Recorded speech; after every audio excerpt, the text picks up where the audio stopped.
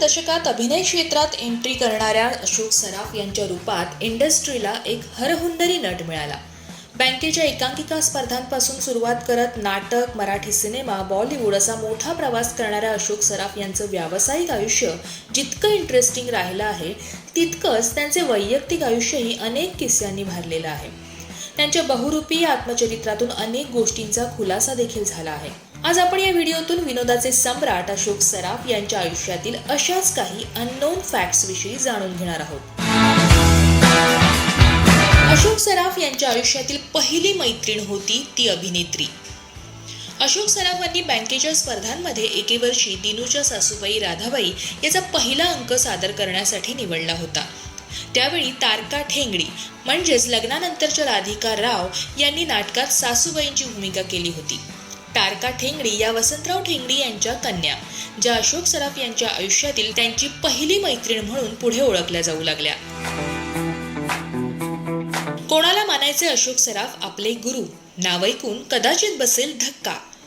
अशोक सराफ यांनी स्वतः त्यांच्या बायोग्राफीत सांगितलं आहे की त्यांचे गुरु म्हणजे लॉरेन हार्डी.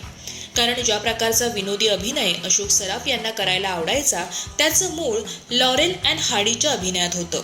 त्यांचं ते पडणं, धावणं, लाफा मारणं सगळंच अशोक सराफ यांना अगदी लहानपणापासून आवडायचं.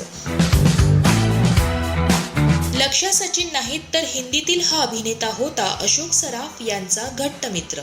अशोक सराफ यांचे चांगले मित्र कोण असं म्हटलं तर लक्ष्मीकांत बेर्डे, सचिन पिळगावकर, महेश कोठारे डोळ्यासमोर येतात. पण या सगळ्यांआधी अशोक सराफ यांच्या आयुष्यात एक मित्र होता ज्याच्याशी त्यांची घट्ट मैत्री होती. बँकेतले सहकारी, मग जीवाभावाचे मित्र, ते दोघांचा एकत्रित अभिनय प्रवास.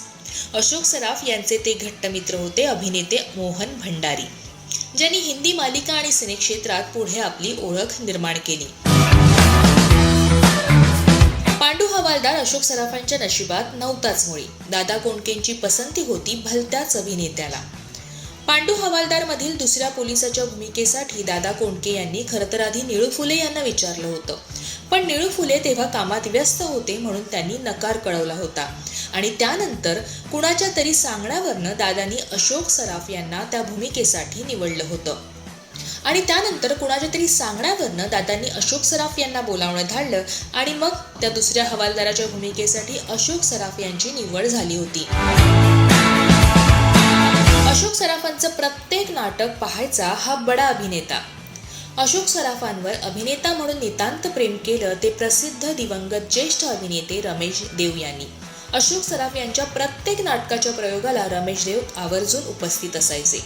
अशोक सराफ एक चांगले कलाकार आहेत असं त्यांना कायम वाटायचं. निर्माता संघानं अशोक सराफांना का केलं होतं ban? Ashok Saraf darling darling नाटक करत होते तेव्हाची ही गोष्ट. पुण्यातील बालगंधर्व नाट्यगृहावर निर्माता संघानं बहिष्कार टाकला होता. पण तेव्हाच्या निर्माता संघाच्या निर्णयाला न जुमानता अशोक सराफांनी बालगंधर्व मध्ये डार्लिंग डार्लिंगचा प्रयोग केला होता. त्यावेळी निर्माता संघानं अशोक सराफ यांच्यावर बहिष्कार टाकला होता. तुम्ही एकटे कधी काही करू शकत नाही. तुमच्याबरोबर काय लोक आहेत, तुमच्याबरोबर कसे लोक येतात आणि काय तुम्हाला मदत करतात याच्यावर अवलंबून असतं. आता जवळजवळ माझे आता 250 पिक्चर व्हायला, 250 पिक्चरमध्ये इतके वेगवेगळे रोल केलेत की मला तर आठवत पण नाही इतकी परिस्थिती झाली. मला नावं पण नाही आठवत. त्यामुळे मी निश्चित काही सांगू शकत नाही की हा रोल माझा चांगला आहे, हाच रोल माझा चांगला आहे. सगळे रोल मी चांगलं करायचा प्रयत्न केला. फरक इतका की काही लोकांना आवडले, काही रोल नाही आवडले, काही रोल डोक्यावर घेतले. आयुष्यातली अचिव्हमेंट एवढीच आहे असं मला वाटतं की मी माणसं माझ्याबरोबर मी ठेवली, माणसं जोडली की माझ्याबरोबर. हा व्हिडिओ तुम्हाला कसा वाटला हे कमेंट करून आम्हाला नक्की कळवा. आणि व्हिडिओ आवडल्यास lokmatfilmy.comच्या फेसबुक पेजला लाईक करायला विसरू नका. तसंच यूट्यूब चॅनलला नक्की सबस्क्राईब करा. आणि निखळ मनोरंजनासाठी पाहत रहा फक्त lokmatfilmy.com.